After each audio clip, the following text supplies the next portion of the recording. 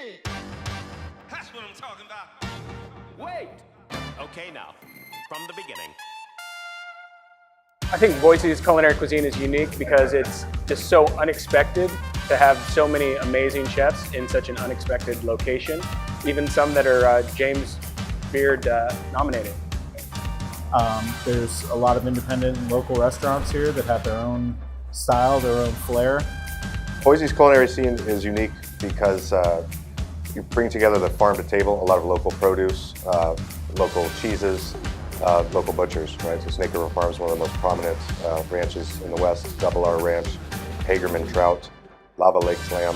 So we have a real bounty that we're able to pull from here. A very diverse cultural scene as well. The community, everything from Ethiopian to Thai to Vietnamese.